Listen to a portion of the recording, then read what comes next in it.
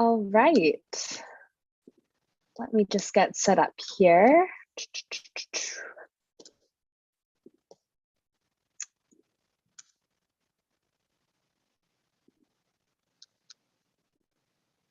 There we go.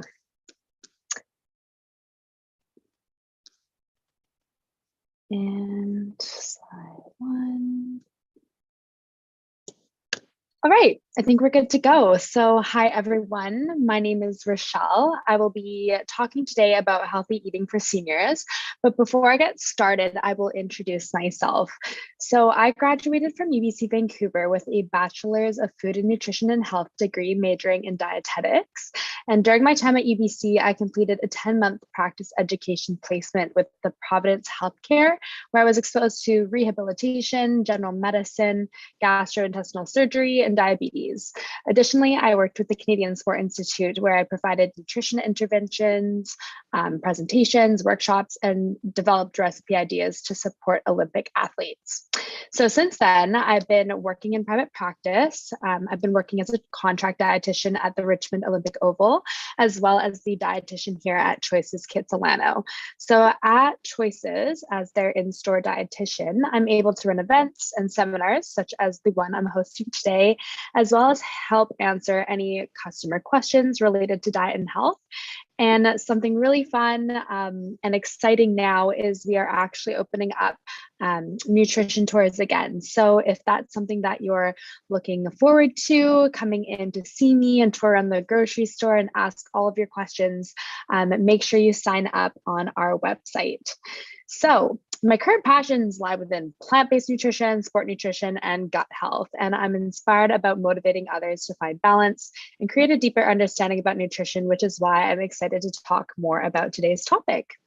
Before we dive into all of the different content, for those that have signed up for this presentation, you're eligible to receive a nutrition buck. So a nutrition buck is $10 off of Choices when you spend $50 or more. So a survey link will be sent to you at the end of the seminar so we can collect your mailing address. And all nutrition bucks will be sent out approximately 1 month after this event.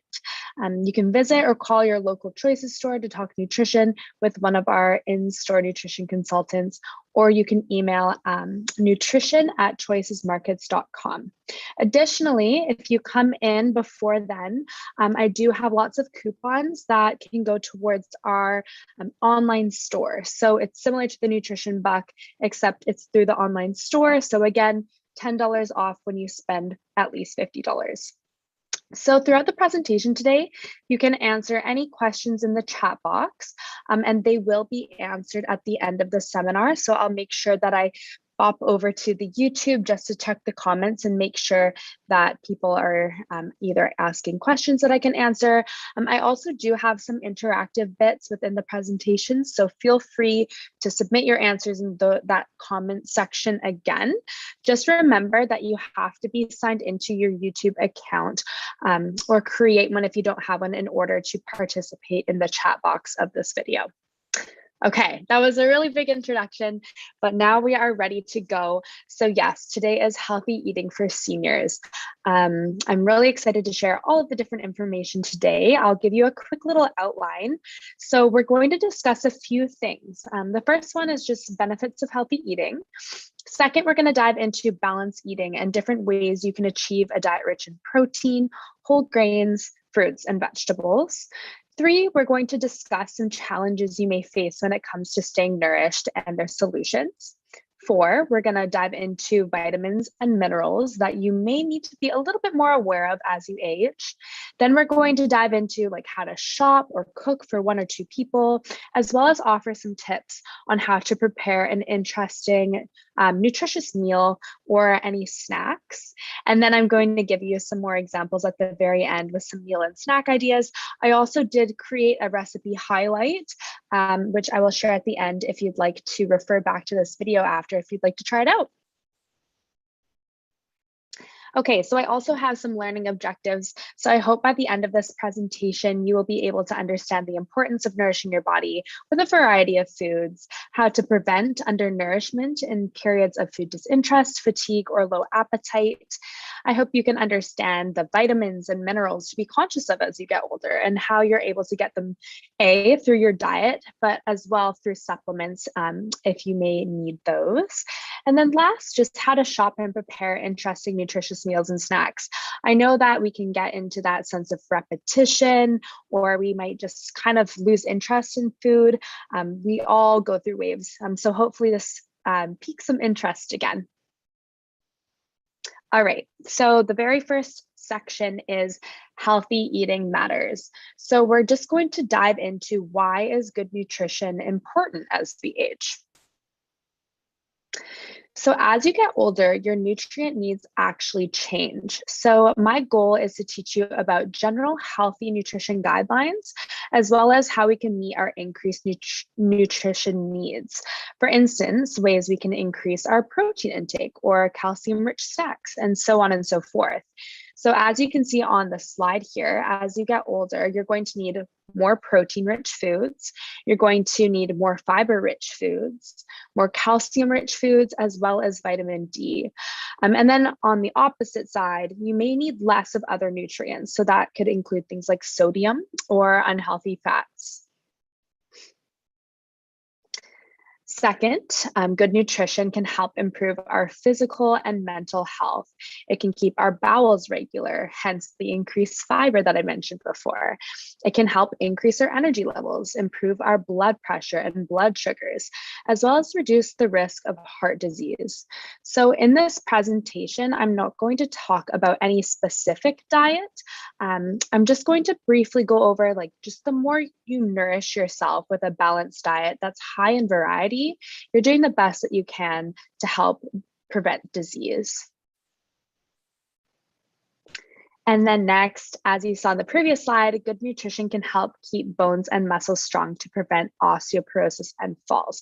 So a healthy diet that is especially rich in protein, calcium, and vitamin D is really going to help prevent muscle and bone loss due to or to reduce the risk of falling or maybe breaking your bones. So these nutrients can not only just be difficult for any person, including myself and younger populations, but with those increased nutrient needs, it's going to be a little bit more crucial. As well as good nutrition helps prevent malnutrition. So as we age, we get put at a higher risk of being malnourished. So malnourished seniors are 73% more likely to fall than well-nourished seniors. So as you can see, it's estimated that 1 in 10 people over 65 are at risk of malnutrition.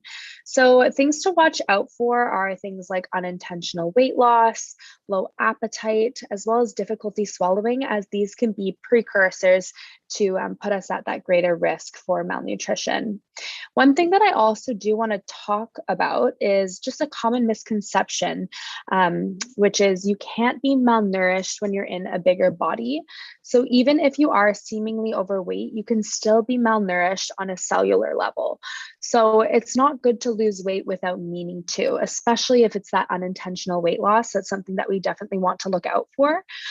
Things that are significant and unintended weight loss actually makes you more likely to become ill or have a fall and can slow you down from recovery from illness or say a surgery if you had to go through a surgery. Okay, now that we have kind of that background on the importance of healthy eating and the benefits that it can have for us, we're going to dive into, okay, now how do we eat healthy? So healthy eating habits. So before I dive into this, I'm just going to take a couple second pause and ask the question, has anyone taken a look at the new Canada's Food Guide?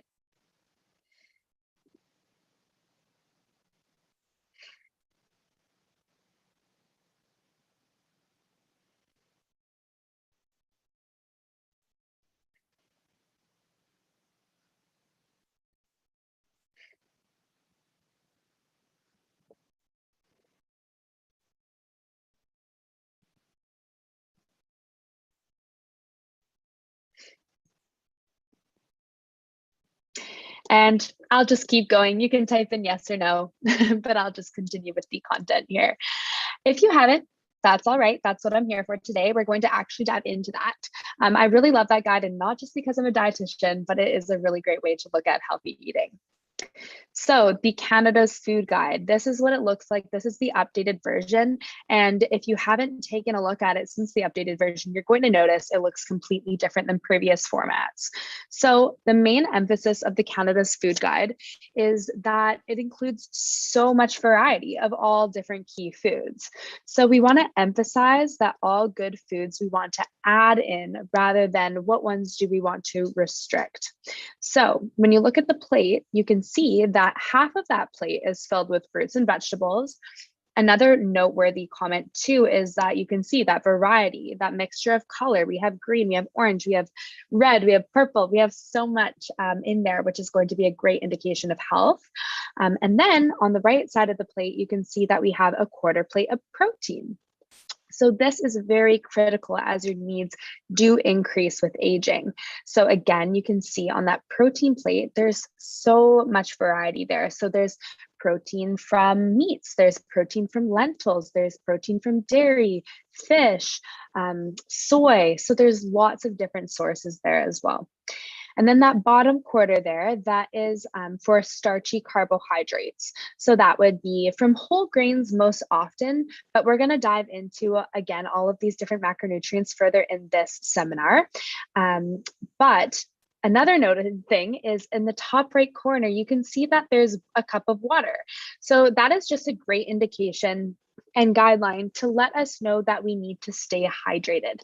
So just choosing water most often, and trying to aim for roughly 9 to 13 cups of fluid per day. So does anyone know any other sources of hydration other than water? And again, I'll pause for around 10 to 15 seconds, wait for people to submit any answers. And if not, we can just move on and I'll give you some suggestions. But I'd love to know. So you don't just get like water from water. It can be in other sources as well. Oh yeah, someone said that they didn't know there was a new food guide. So that's awesome. I'm glad that I'm showing that to you today.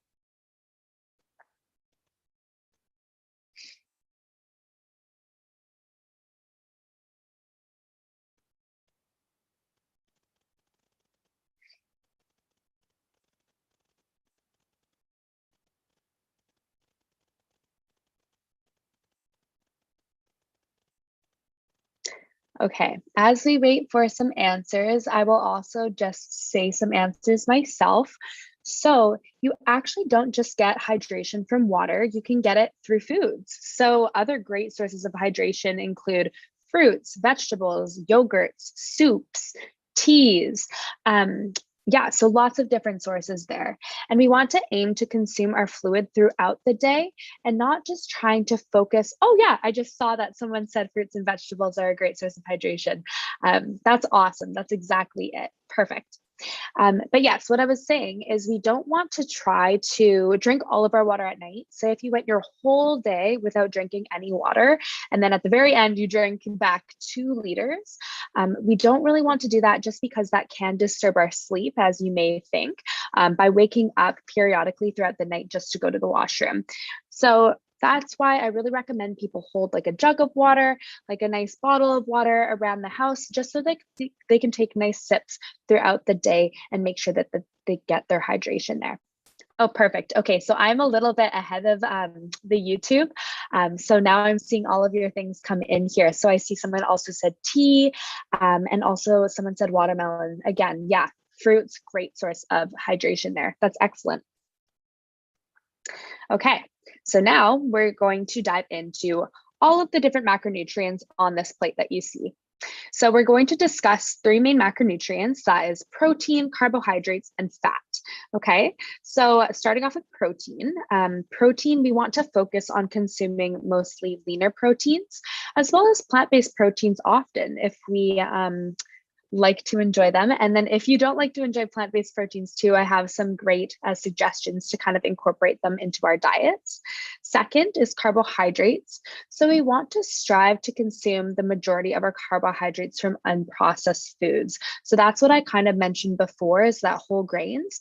However, you can see that little star, and that's just for me to remind you that this is only indicated as long as you're not having a difficulty time consuming adequate calories. Okay, so that means if malnutrition is of concern, it's important to incorporate even refined or more processed carbohydrates just to make sure that we're meeting our energy needs throughout the day.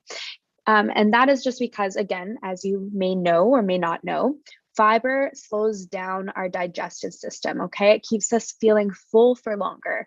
But if we have a couple bites of whole grains and we're struggling with feeling hungry, that might not help us get adequate calories in throughout the day. So that's when it's okay to have some processed carbohydrates just to get those energy needs to meet them.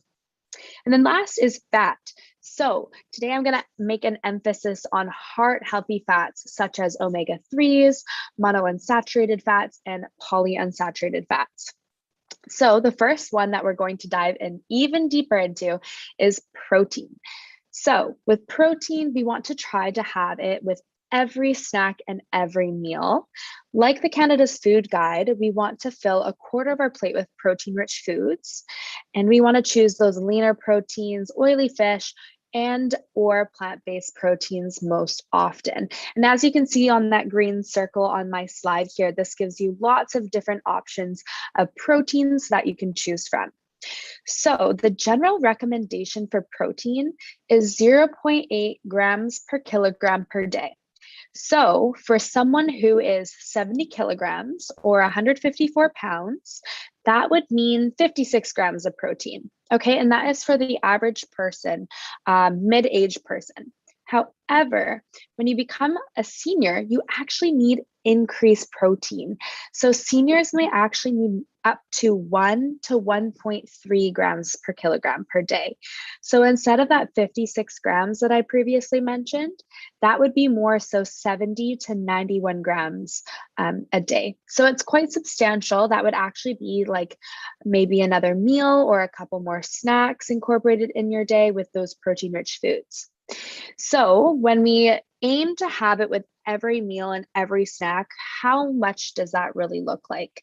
You want to try to have about 25 grams of protein per meal and about 15 grams of protein per snack.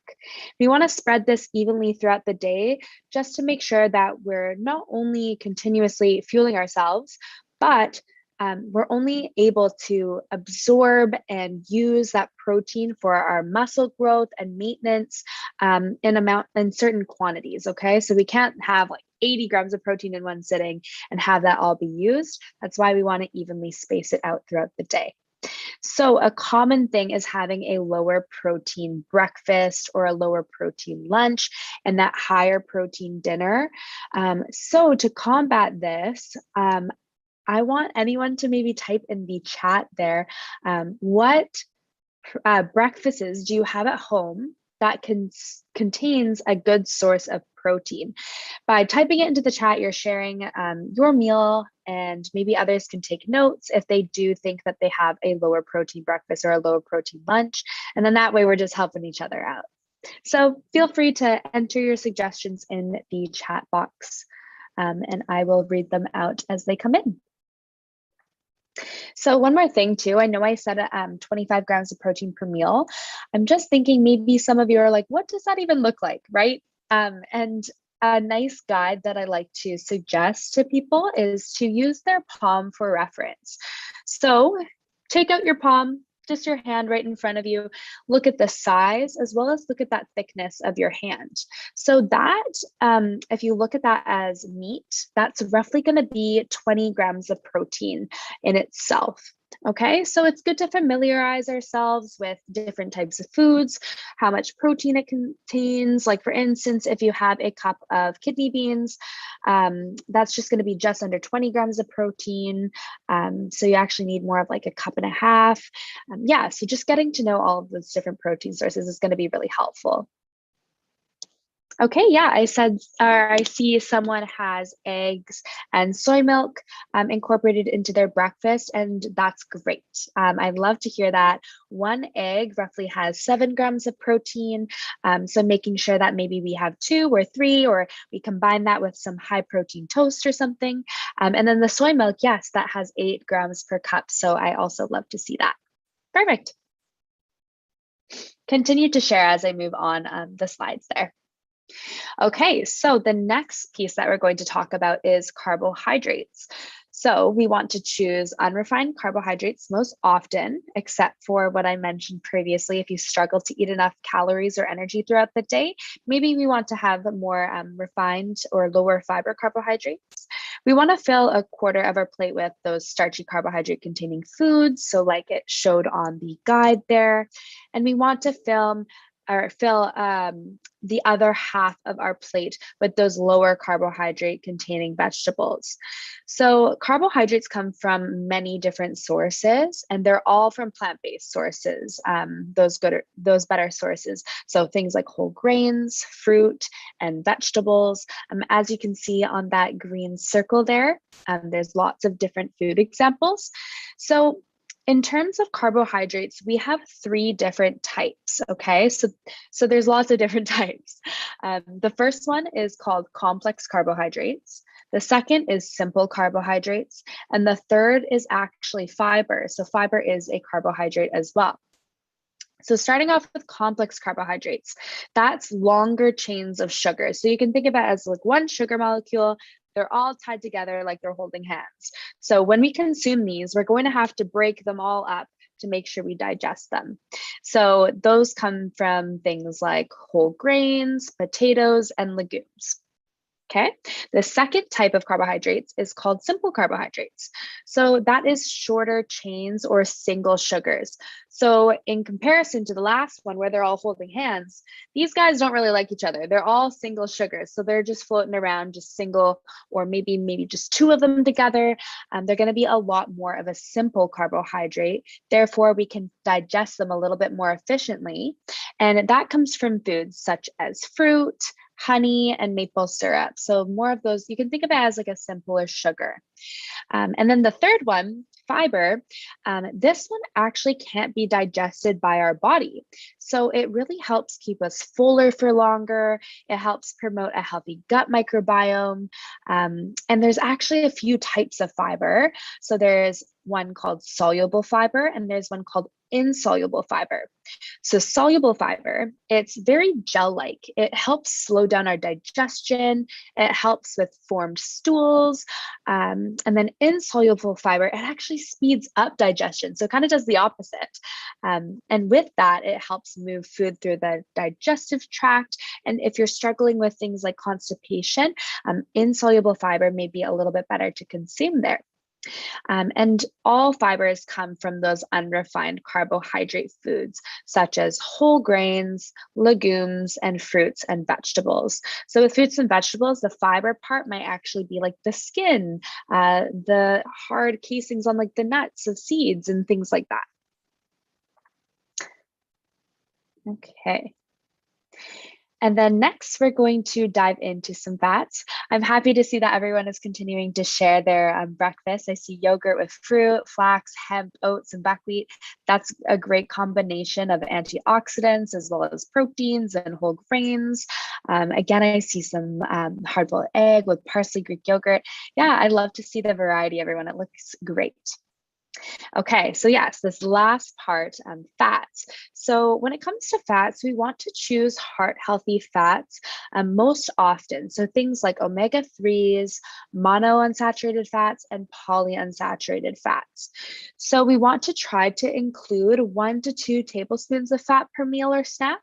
And this is for many different reasons. But 2 main reasons that I want to say is the first one is by including fats in our meal, we're actually able to absorb fat-soluble vitamins more efficiently. So think about vitamin D, for instance. This is a very important vitamin, which we'll talk on later on in this session.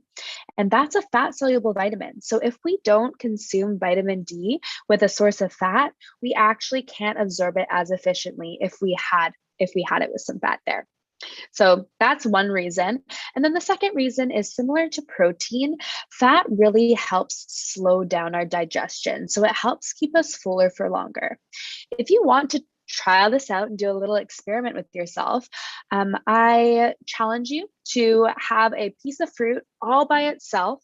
Okay, when you're feeling a little bit hungry, have one piece of fruit and then just see how long it takes for you to feel hungry again. So you may notice that you'll feel hungry in maybe a half an hour or so. And then the next time you feel hungry, I want you to try having that piece of fruit with a source of fat. So that could be like an apple with some peanut butter. And then I want you to see how long it takes till you feel hungry again. So you may notice that you might not feel hungry for a little bit longer because that fat really helps, again, slow down that digestion. It also contains a little bit of protein in that peanut butter there too. And again, we want to choose foods lower in saturated fat. So as you can see, again, in that green circle, all the different sources of these fats. So we have sources of omegas, monounsaturated and polyunsaturated fats there. So the reason why I love to emphasize omega-3s is that it can support brain function, it can help increase immunity and decrease inflammation. So very, very powerful things. Specifically, so omega-3s, there's 3 different types. There's EPA and DHA. And these are the most common omega-3s found in fatty fish. So things like salmon, mackerel, herring, sardines, and trout, as well as you can find it in one plant source, which is algae. So these are the active forms. These ones are the ones that actually have these great benefits to them. And then the third one is ALA. So ALA are omegas found in plant foods, such as walnuts, flax seeds, chia seeds, and hemp hearts. So this one, it actually has to be converted to the active forms of EPA and DHA. So this means that it's not as readily converted to that active form DHA. It's still important for our overall health. However, if you're not consuming any, say, fatty fish or animal sources of omega-3s, you may need to consume more plant-based sources in order to meet your needs there. Okay. So that brings us to section 3, which is barriers to nourishment. And before we dive into this section, I am very curious, how many of you that are watching this seminar right now struggling with being able to nourish yourself properly? And if you are facing some barriers to nourishment, and if you feel comfortable just sharing it in the comments below, it's just good to get a good idea. I know that sometimes some people are like, oh no, I don't have any problem nourishing myself. I love food, no worries here. However, there are lots of individuals, especially as you get older, you know, you maybe don't have the appetite like you used to. Maybe it's more difficult to put down as much food as you used to years ago. So I would love to know your own experiences with that. And yeah, you can just share that in the comments and I'll take a peek as we proceed through the seminar. Okay. So a lot of barriers are on the screen here. So the first one just being fatigue. So if this is something you're struggling with, you may skip meals more easily. You may rely on processed foods or even just settle for something really quick and convenient, such as like a tea and toast idea. Another thing is decreased appetite. So lots of different factors can affect appetite and getting full more quickly. So there's so many different things that this can affect. So maybe you're unable to eat sufficient calories because of that. Maybe it's due to just disinterest in food or eating. And decreased appetite can actually be a result of constipation, just because you feel like you have a lot in your stomach. However, it's just not moving through as fast enough. So lots of different factors that can cause decreased appetite there. as well as medications. So it's important to just know the types of medications, the side effects that may occur from these medications that you're on, as they can cause changes in appetite or your taste preferences. Like you actually may start to dislike things that you used to love. Physical changes. So for instance, maybe you're now struggling with a dry mouth, so it's just hard to chew and swallow foods, which can be quite scary too. If you're trying to swallow this crumbly food, you might like risk choking, right? So it's definitely not pleasant. Another thing is medications can cause dehydration, and it can also decrease the absorption of nutrients. For instance, Nexium can affect the absorption of vitamin B12. And vitamin B12 is a very important vitamin, which we will discuss as you get older as well. And then other things, so physical barriers, you may notice that you're coughing during meals, you're prone to choking, you have trouble chewing, for instance, maybe you have dentures or just anything of the sort, or you may have new health problems that make eating more complicated. So there's lots of different things, including even the fact that if you maybe are transitioning to only cooking for 1 or 2 individuals instead of like a whole family or something like that, that can also impact how well you nourish yourself. So lots of different reasons. Now we're going to dive into those possible solutions. So solutions for fatigue. The first thing is just shop and prepare more simple meals. Healthy eating doesn't have to be complicated. It doesn't have to be a whole Food Network 20 ingredient sort of recipe. You can keep it quite simple, as well as batch cooking. So preparing large quantities of food so you're able to save some for future meals, such as saving it in the fridge or freezer, is going to be a huge time saver. As well as if you're feeling tired one day, you just can grab and go. And then last is ready meals or meal delivery services. This one, such as like Meals on Wheels or Fresh Prep or HelloFresh or all of those sorts of things, they really can help make cooking more fun as well as a little bit more easy. And then not eating enough. So the solutions for this one, I like to say, is just having more calorie dense and protein rich foods. And this is because if you aren't able to eat large quantities of food, it doesn't really make sense to force yourself to when there's options that are going to be a lot smaller in volume, however, give you enough protein and calories that you need without having to feel that discomfort. So things that are more high in fat and protein are things like nuts and seeds. You can start cooking with healthy oils. Include more full fat foods. So instead of going for like the low fat yogurts, maybe have more of like a 2% or a whole fat yogurt, things like fatty fish, and as well as nutrition supplement beverages. They can be nice, calorie and protein rich, and just adjusting that balanced plate model. So if you're not eating enough, again, it doesn't really make sense to have half of your plate coming from lower calorie fruits and vegetables. Maybe you would need to increase the carbohydrate portion and decrease the vegetables slightly. So play around with it and do whatever works for you there. And then with medications, especially when taste preferences change, just choose foods you enjoy. You don't have to force yourself to eat something. You may even choose to eliminate things that are a little bit more spicy or heavily seasoned, maybe things more acidic or foods with a strong odor.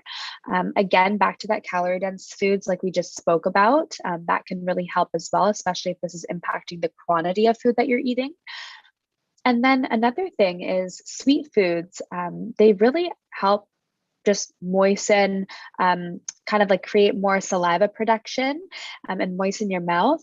Or you can also moisten food with like extra sauces and gravies.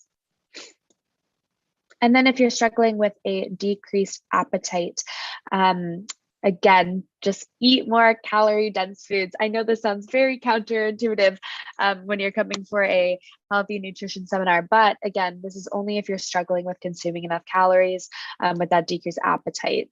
Again, we spoke about all those different types of foods there. Another one is having smaller, more frequent meals and snacks.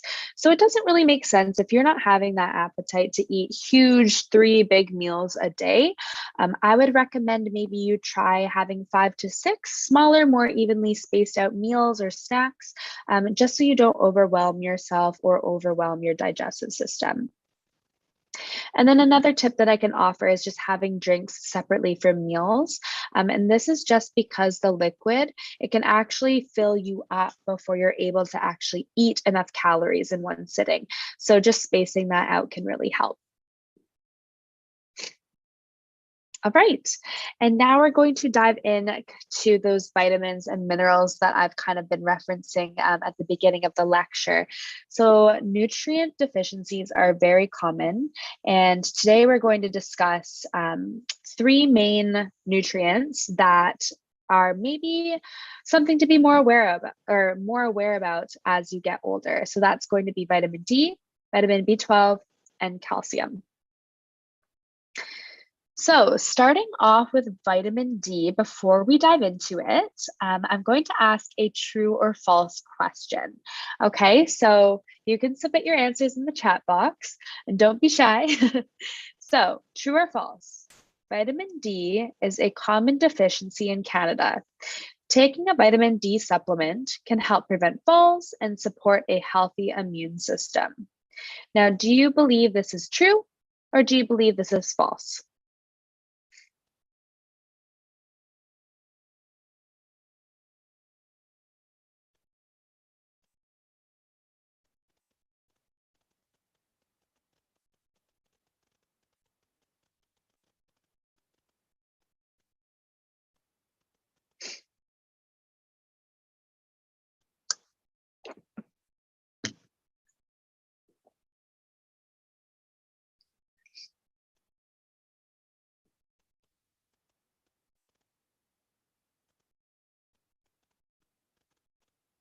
Yes. We have some submissions coming in. I see true and true. That is excellent. You are right. It is true. So now to give you some info. Perfect. Yay. A bunch of truths coming in.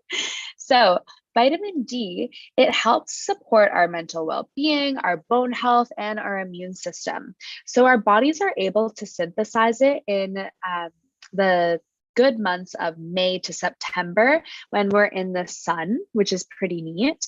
But we can also get it through a limited amount of food sources, such as oily fish, eggs, margarine, yogurt, and fortified cereals.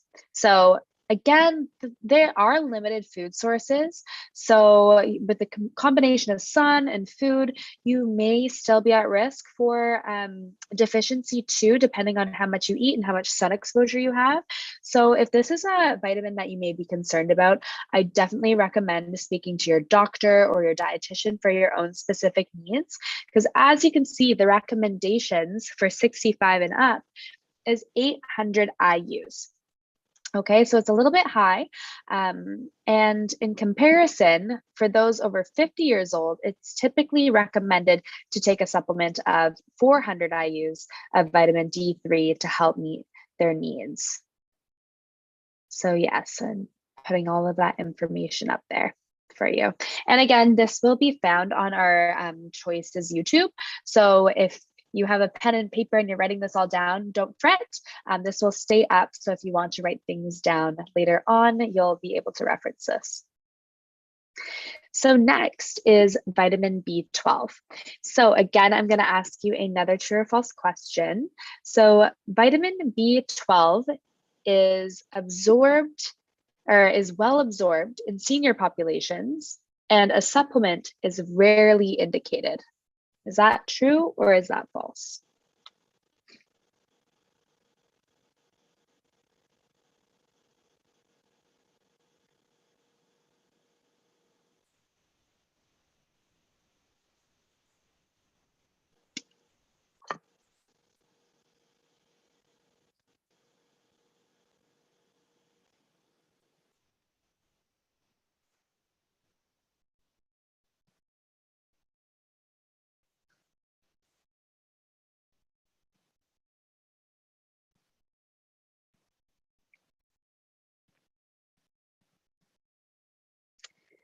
I'll wait a couple more seconds here. I'm sure they'll all start rolling in. There we go. There's one. And they said false. Yep. So that is false. So vitamin B12, it has numerous functions, including bone health, mental support, and increased energy. So it's mostly found in animal products, but is also found in fortified plant foods. So things like almond milk, soy milk, cereals, meat analogs, as well as nutritional yeast, which if you can see that yellow little bit on the screen there, that's nutritional yeast if you've never heard of it. So risk factors for low B12 status are those following a vegetarian or vegan diet, some medication use such as PPIs or metformin, older age, and this is just due to your stomach acidity may changing the effect of your absorption, heartburn, or any other gastrointestinal conditions. So things like celiac disease or Crohn's disease, and gastric surgery, so bariatric or hernia surgery. Those can all be risk factors of that B12 deficiency. So symptoms of deficiency may include things like anemia, fatigue, weakness, constipation, lack of appetite, numbness and tingling, difficulty with balance, depression, dementia, or poor memory. And if you're curious about your own individual levels, similar to vitamin D, I recommend you speak with your doctor and request blood work here. Okay, and then calcium. So again, another true or false question. Thank you so much for participating in this. But the true or false question is, the recommended daily allowance for calcium remains the same throughout your life. I wish I didn't put my slides up so then you wouldn't have a little cheat sheet in front of you, but is this true or false?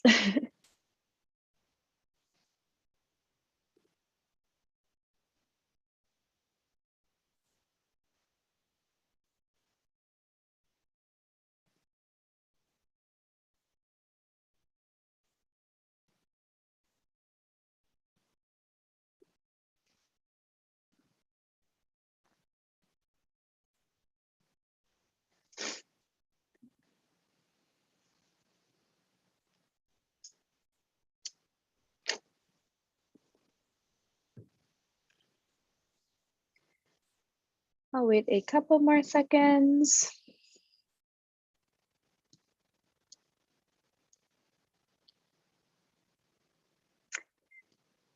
All right, I'm just gonna jump in now.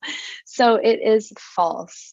So calcium, it's essential for our bone health. If you're 50 and up, your needs are 1,000 to 1,200 milligrams per day. And if you're over 70 years of age, you want to aim for that higher end of 1,200 milligrams.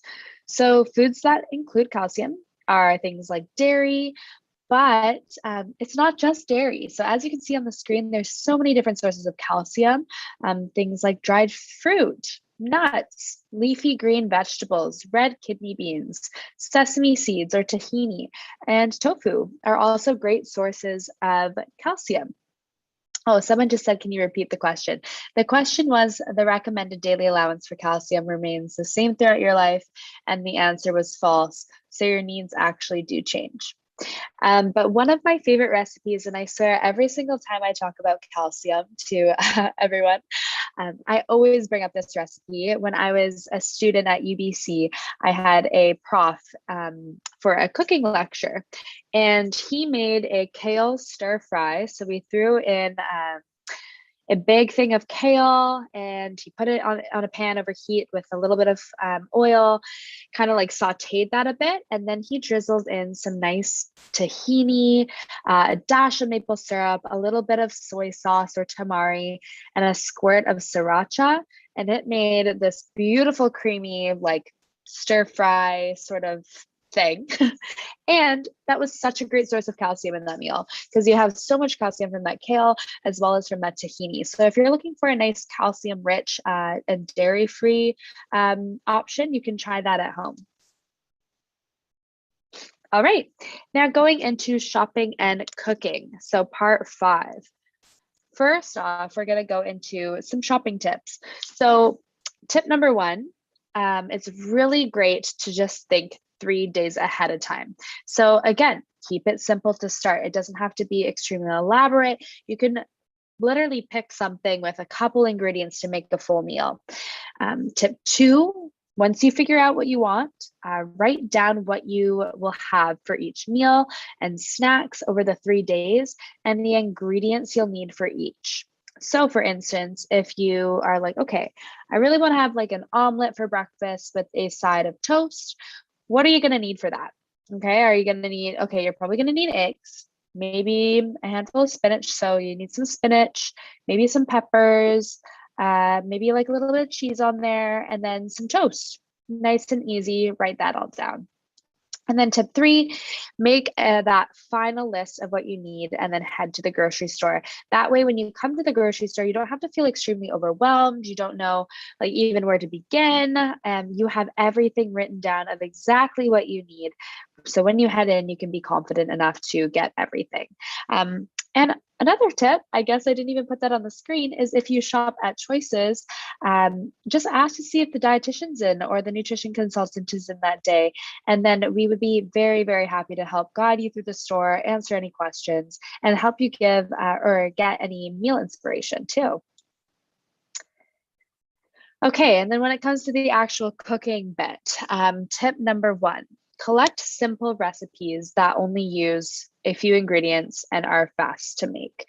Again, going back to kind of the ingredients and the shopping part is don't make it 20 ingredients long. You don't have to be Chef Gordon Ramsay here. It can just be a few simple ingredients. Tip number two, cook meals ahead of time. So similar to that batch cooking idea, cook lots in bulk and then you can kind of store that in the fridge or the freezer to enjoy later on. And then tip number three is just preparing foods when you have the most energy. Now, this one is very not commonly thought about, and that is one of the biggest tips that I can give you, especially if you know that you're having a day where maybe you're going on a nice long walk with a friend, and then you're going to visit some family, and you have lots of things going on. Are you really going to feel like going home and cooking? Maybe not. So pick those days that you know that you're just lounging around the house, and you're going to have the most energy to do so. And then lastly, with that eating piece, make eating enjoyable. If this is something that you struggle with, like choose a comfortable place to eat. If you don't like eating at the dinner table, you don't have to. You have that power. So you can go to the most comfortable spot. I personally love sitting in a chair where I can look out in my view and have the sunshine come in. So choosing where you are most enjoyed. And then another thing is exercising or taking a walk before meals. Now, this can really help stimulate your appetite if you're struggling with low appetite, as well as adding flavor to your food by adding herbs and spices. So healthy cooking doesn't mean bland and gross and unpleasurable. So definitely add flavor, make it taste good, make it fun. Another thing is eating meals with friends and family if possible. I know that I enjoy my meals so much more when I have my roommate at home and we can have a nice little conversation. So if this encourages you to eat your meals when someone's around, I definitely recommend doing so. And then last is trying that new recipe. And that's what's going to take us to our next little section here. But if you're just getting bored, I know that for a while I was getting bored with all of my meals. I just looked up some different recipes, found one that I might like, tried it, and then again, I was inspired to eat a nice, delicious meal again. So going into our last section of recipes and that recipe highlight, hopefully this spikes some inspiration. Starting off with breakfast. So again, you can feel free to share your go-to breakfast. I know that a lot of you already did for this one, but as we go into lunch and dinner and snacks, feel free to type those in, just sharing it with others. But for breakfast, I offered some suggestions here. So you could have Greek yogurt with fruit and granola. That is such a great source of protein, but you also have some fiber, you have a good source of carbohydrates. You can even sprinkle on some nuts and seeds for those healthy fats as well. Then toast with hummus or avocado, top with 1 to 2 eggs is super easy. Again, it's only a few ingredients, so it doesn't have to be too difficult. You can also just do oatmeal. So I want to highlight the fact that I said cooked in milk or soy milk, and that again is to provide that protein for you all. So making sure that we don't just cook it in water, but we're cooking it in about a cup of milk, because then we get that extra 8 grams of protein, which is excellent. And then we can top it off with some fruit and some nuts and seeds. And those nuts and seeds can also not only provide that healthy fat for you, but another little boost of protein. And then going into lunch has lots of different things you can do for lunch, but I only have a few up here. But typically when I think about lunch, I think of like sandwiches, and I think about maybe soups or salads, things like that. So I am saying a chickpea or tuna salad sandwich, or you can pair the two together. You can like mash up some chickpeas, combine it with some tuna, and make something delicious that way. That way you have a nice variety of protein sources. Or you could do something like a bean salad, maybe sprinkling in some feta, or do like a Greek salad or a Greek pita, something like that is a great, nice, fresh lunch option. And then for dinner, I mean, dinner and lunch can go quite hand in hand. Sometimes you can even make something for lunch, and if you like it so much, you can batch cook it and then have it for dinner again. But, you know, if you get bored from that, there's also some other suggestions here. So I really like things like pasta or curries or something a little bit more warm and hearty. So in the dinner section, my slide has, oh, there we go. Spaghetti with lentils and mushrooms. That is a great source of plant-based protein. You can kind of think about the lentils being like a bolognese, like ground meat, or you can just put in some ground like lean turkey or chicken or anything that you'd like, or combine the two, similar to that tuna and chickpea salad sandwich. Another thing is something like chicken or bean tacos or burrito bowls. Add some nice flavors there with the salsa, lime, cilantro, avocado, anything you really like there. This one's really super simple to batch cook as well, just cooking all that rice, pre-chopping all your things, canned beans, just throw it all in a bowl, which is great. Or you could do something like a salmon or a tofu stir fry with some bell peppers or bok choy over rice or quinoa. And then snack ideas. I know lots of people struggle with getting snacks that contain sufficient protein. So in this section here, I like to emphasize lots of protein-rich foods. So a toaster wrap with nut butter and a banana. So choosing that whole grain toast with that nut butter is a great protein source there. Chia pudding, chia seeds contain some protein as well as some healthy omega-3 fats. Crackers and hummus, a handful of nuts with some fruit, fruit smoothie, maybe throw in some Greek yogurt or some protein powder there. You can have popcorn. That's a great whole grain to have. You can even consume that popcorn with like a handful of nuts as well. This one is actually my favorite snack option, is dry roasted legumes, like dry roasted edamame. It provides such a nice crunch if you like crunchy things, or you can even go for just like plain edamame if that tough, like hard crunchy things don't work very well for you.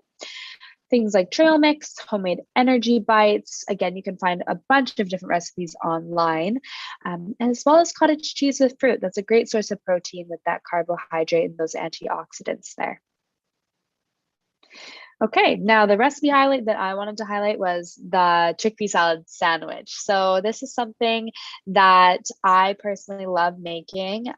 It's full of different flavors. Again, it kind of gives you a little bit of plant-based protein if you struggle on having, you know, just a plain can of legumes with your rice or whatever it may be. So it kind of makes it fun. I'm just going to kind of go through this recipe, and then again, you can reference this video later on if you'd like to try it. But here are all the ingredients. Again, it's quite a short ingredient list, especially because a lot of it's just things that you probably already have in your kitchen, like salt and pepper, some spices, yeah, so this one's great, minimal ingredients.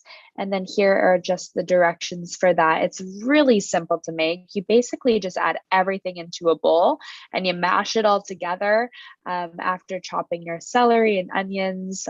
Just stir that all in. And then what you can do with this one, which I really like, is you can prep that filling all together in a big bowl. And then you don't have to eat all of it right away, right? Like you can prep like 4 to 6 servings, and then when you go to make your sandwich, you can just grab that bowl out, plop some on your bread, make a sandwich, store the rest for later, which I really love about this.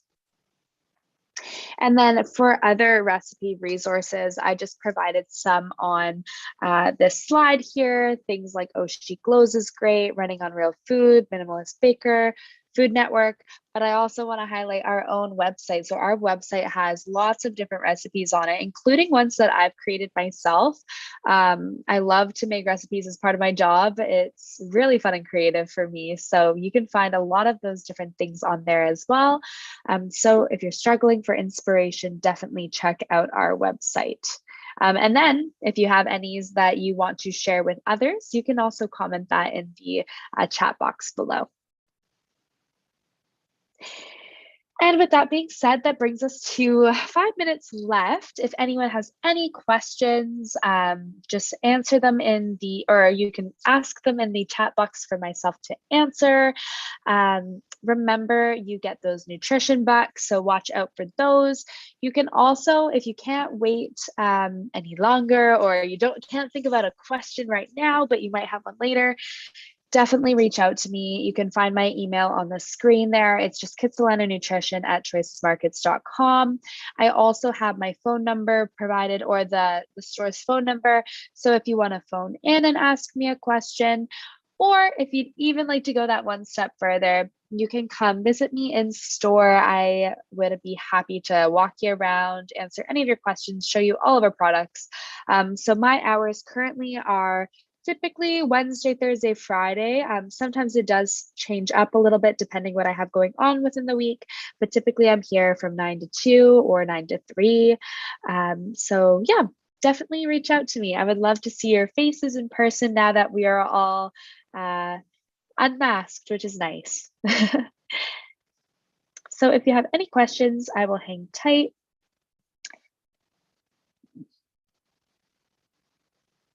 Yes, I see a question here.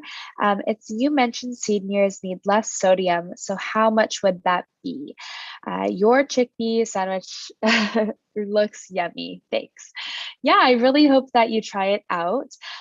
In terms of how much sodium you need, that does kind of vary depending on lots of different factors. So I can't give you a hard and fast number. However, typically it's recommended to have roughly maybe 2,500 milligrams a day. But again, if your doctor recommends you restrict sodium, you may need a little bit less, like more like 2,000, but that's quite low. So play around with it. If you don't struggle with any other health chronic diseases or any health implications, you may not need to restrict your sodium. So yeah, I would definitely reach out to your doctor for more specific recommendations. But again, one thing that I do want to say about sodium too, and saying that seniors need a little bit less, I would just say try to cook at home most often.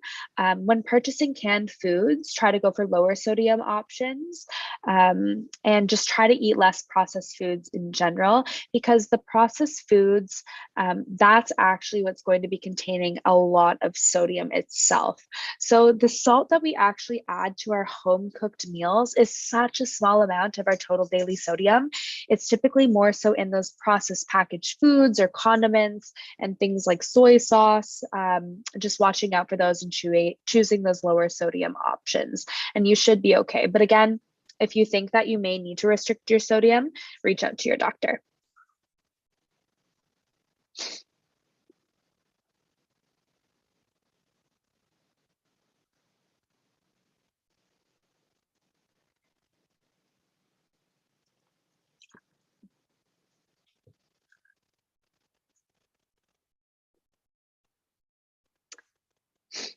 I'll just hang tight for a couple more minutes in case someone has another question. And if not, please reach out to me. I would love to see ya and answer any specific questions.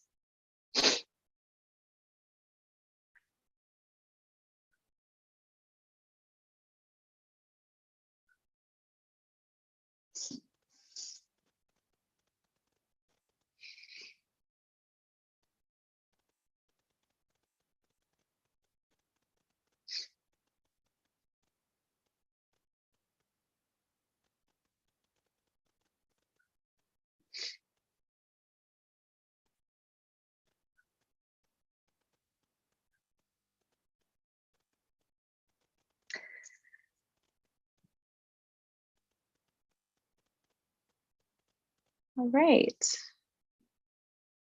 Looks like no one else is submitting any questions.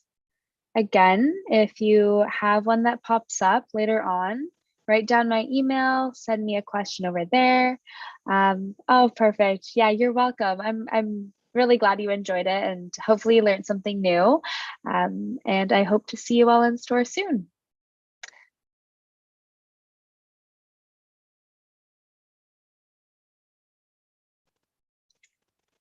Perfect. And with that being said, I hope everyone has a great evening and definitely wait to get those nutrition backs. They should come in about a month. Or if you can't wait and you want to do some online shopping, you can come visit me in the store. I have a bunch of coupons for our online shopping with me. So definitely just ask for the dietitian and I'd be happy to give you them. All right. And with that being said, I'll just stop sharing my screen.